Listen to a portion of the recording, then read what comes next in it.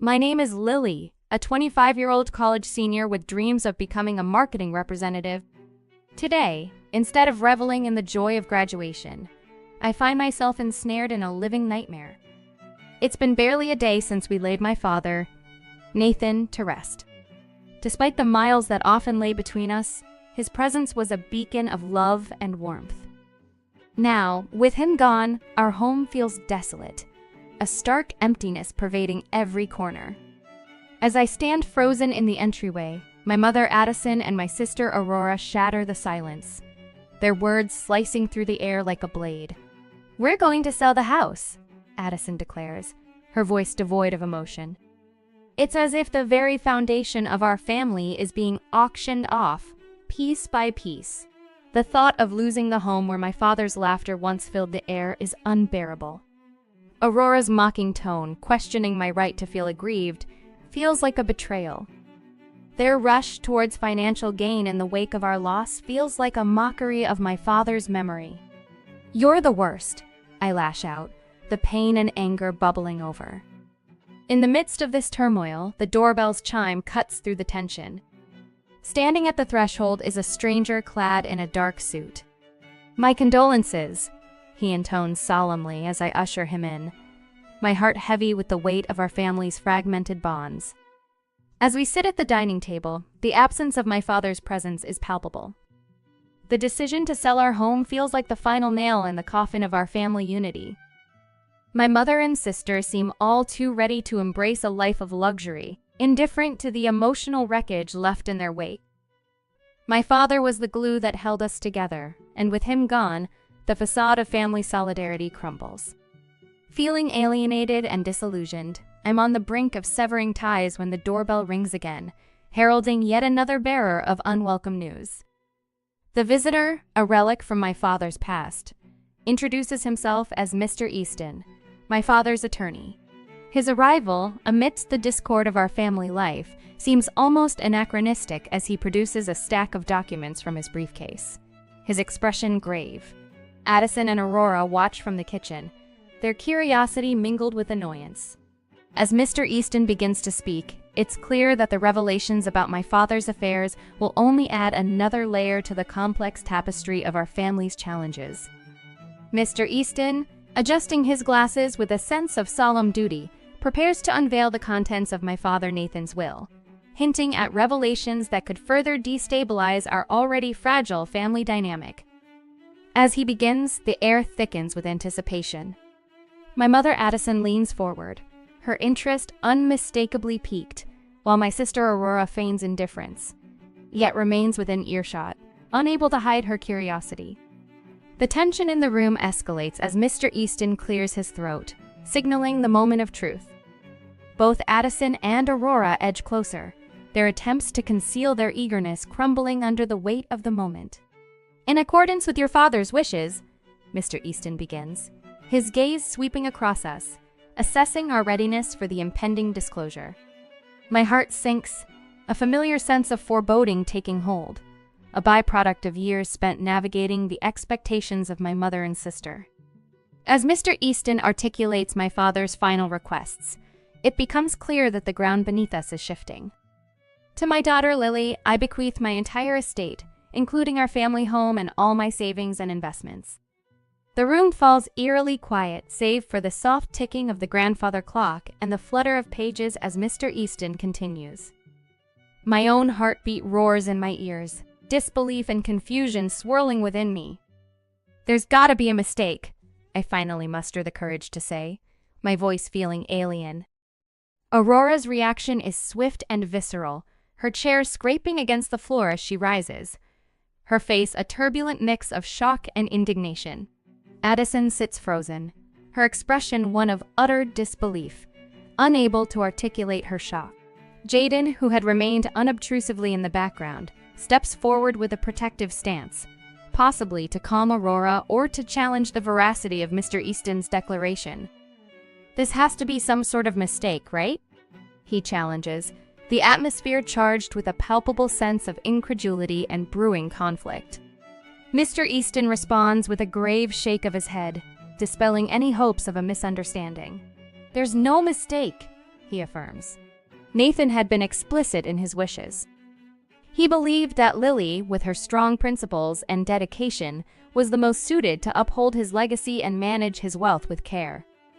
As this truth sinks in, Addison finds her voice, transforming her disbelief into indignation. "And what about us?" she demands, her tone sharp with resentment. "Are we to be left with nothing while she inherits it all?" The question lingers heavily in the room, magnifying the tension between us. Caught between the honor of my father's trust and the visible bitterness from my mother and sister, I'm speechless. The responsibility now resting on my shoulders feels as daunting as navigating through their palpable discontent. Mr. Easton's gaze finds mine, offering a silent reassurance.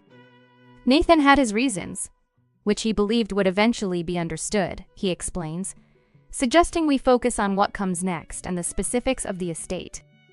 His words prompt me to ponder what my father saw in me and how I could possibly live up to his expectations amid our family's fractured unity. The atmosphere, heavy with the aftermath of Mr. Easton's announcement, mirrors the deep sorrow of my father's funeral. Addison and Aurora's vehement protests clash with my own shock, creating a tumultuous silence that none of us seem ready to break. We stand at an impasse, the stark reality of my father's will slicing through the room like a chill wind. Mr. Easton continues, turning his attention to me with a mention of a personal letter from my father, intended for me after the will's reading. Aurora breaks the tense silence, her disbelief sharp. "But there has to be a mistake. How can she inherit everything?" Her protest echoes around us, signaling the onset of a conflict I have no wish to engage in. Jaden attempts to calm her with a gentle hand, but it does little to quell her fervor. "And what about us?" Aurora persists, her frustration mounting. "Are we just strangers he chose to cast aside after all we've done?" Her words, sharp and accusing, aim to wound, reflecting a crescendo of incredulity and hurt. Addison's initial shock shifts to visible anger, aligning with Aurora's outrage. "Exactly," she agrees, the possibility of an oversight or a challenge to the will becoming a beacon for their anger. "This is outrageous," she declares, the notion of being left out fueling their combined disbelief and anger. As Addison's grip tightens around the arms of her chair, her knuckles turning white with tension, I finally manage to break the silence with a voice that sounds all too weak, even to my own ears. I just can't understand. Why would Dad make this decision? What was he thinking?" My mind is a whirlwind of confusion, every thought a question mark hovering over the memory of a man I'm now realizing I may never have fully understood. Mr. Easton, with a weary sigh, removes his glasses and massages the bridge of his nose, signaling the gravity of the moment. "Nathan had his motives, which he wanted you to comprehend in his own words," he explains. Then, turning his attention to Addison and Aurora, he adds, "You're free to challenge the will if you choose. But be aware that Nathan's wishes were clear and legally solidified, reflecting his sound judgment at the time." The room erupts into turmoil once again as Addison and Aurora voice their disbelief and scramble to formulate a response. Their voices become a distant buzz as my focus shifts to the unopened letter lying on the table, a tangible piece of my father's legacy that seems to weigh heavily in the room.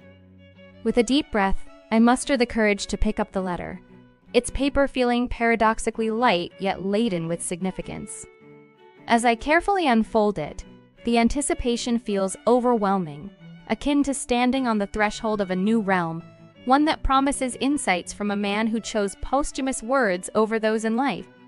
This inheritance, now symbolically resembling a poisoned chalice more than a gift, beckons with a silent call to understanding. Secluded in the solitude of my room, the door firmly shut behind me, I gently unfold the letter, my hands trembling as if touching a sacred relic. Each fold of the paper seems to whisper echoes of my father's voice, bringing his presence into the room as the inked words begin to reveal themselves. "Dearest Lily," it starts, in the familiar handwriting that brings a surge of emotions. As you read this, I am filled with sorrow. Sorrow for not being there to express these words in person, and sorrow for leaving you a burden that no parent should ever place upon their child. His immediate apology slices through the air, cutting more deeply than any legal document could, grounding me back to the essence of who my father was. Breathing in deeply, the faint scent of ink on the paper brings an unexpected comfort. Your strength, your discipline, and your unwavering commitment to a better, more honest world have never escaped my notice. In you, I saw the beacon of a future defined by integrity and a resolute stand against the allure of greed. Holding the letter, it trembles not from the draft, but from the overwhelming realization of the faith and hope my father had placed in me, a legacy far beyond the confines of material wealth. Through the delicate frame of the old window, the quiver in my hands wasn't stirred by the breeze, but by a surge of emotions that the letter released. As my eyes moved down the page, my father's words painted a vivid picture of his silent observations and the support he had always held close. He acknowledged the challenges I faced within our home, recognizing my endurance and efforts amidst the indifference from my mother and sister. This recognition, conveyed through his decision to entrust me with everything he owned, was his way of amending the undue burdens I had shouldered. Each word woven into the letter was a testament to his deep-seated awareness and quiet encouragement. The father I had perceived as distant had been attentively present all along, understanding far more than he ever expressed. His hope was that the legacy he left behind would grant me the liberty and resources needed to chase my dreams, to step beyond the constraints and mend what had been broken long before I had the chance to influence it. "Live the life you deserve, my dear Lily," he wrote, urging me to embrace a future filled with promise and free from the shadows of past grievances. Clutching the letter to my heart, I felt a newfound resolve coursing through me, mingled with the sorrow that had been my constant companion since his departure. Stepping out from the solace of my room, I re-entered the ongoing tumult of our divided household. Mr. Easton looked up, his gaze asking silent questions. Addison's stare was icy, and Aurora, previously seething with anger, now seemed lost in a whirl of desperation. "It's time to discuss our next steps," I declared, my voice carrying a strength bolstered by my father's unseen support. Addison's response was a scoff, a clear signal of her intent to contest the will, with Aurora echoing her determination not to let this pass unchallenged. Mr. Easton, however, cautioned them, outlining the potential for a protracted and expensive legal battle, one with an uncertain outcome given the clear and lawful stipulations of my father's will. Holding on to the profound insights shared in my father's letter, I confronted the disarray before me. This was not a path I had chosen, but it was the one my father had laid out for me, and I was committed to honoring his wishes. The air was thick with tension, a tangible barrier between us, yet amidst the turmoil, a singular truth emerged. I was resolved to fulfill my responsibilities, to uphold the legacy my father entrusted to me, and, in doing so, perhaps carve out a new direction towards a brighter, more hopeful future. In the days that followed, our home transformed into a battleground, a physical manifestation of the conflicts that had long simmered beneath the surface. In the midst of silent tension and explosive disputes, Addison and Aurora delved into legal research and sought advice from attorneys, driven by a fervent hope to challenge the will.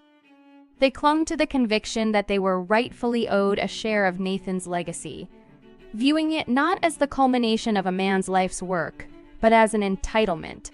Despite their endeavors, Mr. Easton remained a beacon of steadiness, his unshakable calm providing solace as we ventured through the complex process of estate settlement.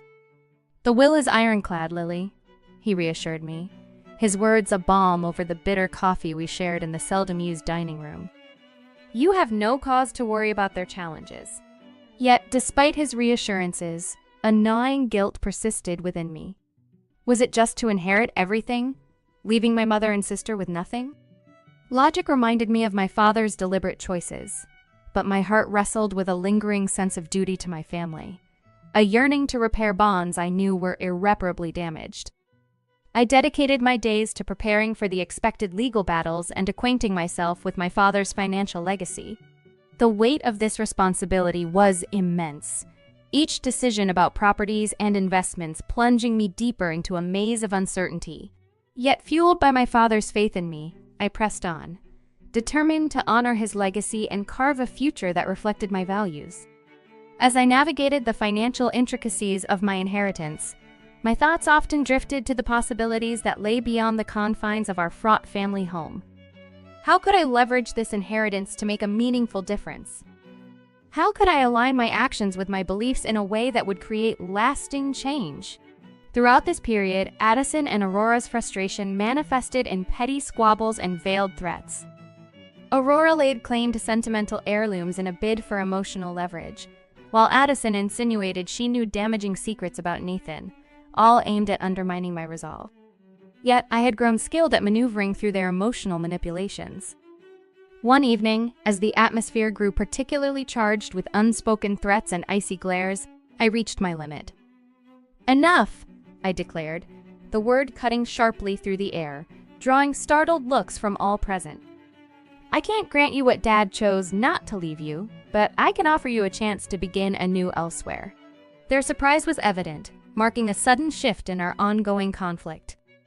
"It won't afford you a life of luxury," I continued, "but it will offer you a fresh start." This proposal, a gesture towards reconciliation without compromising my father's wishes, introduced a new pathway forward, one that might allow us to find peace amidst the turmoil. Addison's laugh, devoid of any real mirth, echoed through the room, a sharp and humorless sound. "A parting gift from our dear Lily. How generous," she sneered, her voice dripping with sarcasm. This was a type of pain I had grown accustomed to, a sting that once would have wounded me deeply, but now barely grazed the surface, thanks to the resilience I had built over years of facing such antagonism. I remained unshaken, my resolve clear. "This isn't a prize, it's an option. Take it or leave it. But know this, I'm moving forward, whether you're with me or not." Their response was a complex blend of silence and reluctant acceptance, a fragile peace brokered at the intersection of desperation and pragmatism. Withdrawing to the solitude of my room, the letter from my father felt like a tangible reminder of the path I was on, a journey that was as much about discovering who I'd become in the wake of his legacy as it was about the inheritance itself.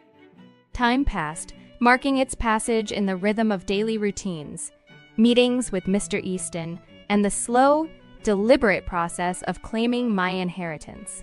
Addison and Aurora, having grudgingly accepted my proposition, began to search for a simpler place to call home. The atmosphere at home shifted, becoming less charged, though a residual coldness lingered, a reminder of the emotional frost that winter couldn't explain.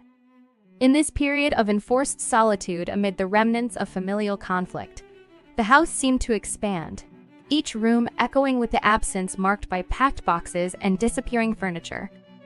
My father's study remained a sanctuary of sorts, untouched and preserving a moment in time when familial discord was a mere whisper, not the cacophony it had become. The day they left, Addison and Aurora stepping out of the house for the last time, was marked by a transaction both financial and emotional. With a final check signed and a curt farewell, they departed, carrying with them the last pieces of a shared past now irrevocably altered. Watching their car fade into the distance, I felt a complex wave of relief and melancholy wash over me. It was time to face the future. With Mr. Easton's guidance, I began to lay the groundwork for what was to come, navigating the delicate balance between honoring my father's wishes and forging my own path. This new chapter, though daunting, was mine to write. A journey of self-discovery and the pursuit of a legacy that, while born from loss, was defined by the promise of new beginnings. In honor of my father, I established a charitable foundation bearing his name, aimed at enriching the lives of young, underprivileged students by providing them with educational opportunities. These efforts mirrored my own past, a time when I doubted my dreams within a home environment that seemed indifferent to my ambitions. Alongside this endeavor, I embarked on my own academic journey, enrolling in graduate school for journalism, a field I had long aspired to join. This decision set me on a path toward realizing the career I had always imagined, one that my father and I had envisioned during countless long-distance conversations that now felt as though they belonged to another era. My days became a whirlwind of activity, pursuing stories and advocating for justice, driven by the legacy and the network my father had left behind. The once overwhelming quiet of the house gave way to a bustling hub of life and creativity. I took to personalizing my space, painting walls, rearranging furniture, and welcoming a rescue dog into my life, whose exuberance and companionship breathed new life into the once somber atmosphere. The home that had once been the backdrop to familial discord transformed into a welcoming space for friends, colleagues, and moments of solitude. Occasionally, I would retreat to my father's study, immersing myself in the echoes of his presence found in old letters and the worn pages of his books. It was here, among these remnants of his thoughts and dreams, that I would reflect on the profound impact of his final message to me. Duty and love, he had penned, are the most potent forces at our command. Wield them wisely. Surrounded by the tangible legacy of his words and the wisdom he had imparted, I would silently renew my vow to live by these principles. These quiet moments in the study, enveloped by my father's enduring influence, served as a reminder of the promise I had made to myself and to him. With each day through the work of the foundation, my studies and my budding career in journalism, I strive to fulfill that promise, channeling the strength of duty and the depth of love into every action and decision, honoring his memory by forging a path that was not only true to his vision, but also to the aspirations we had once dreamt of together.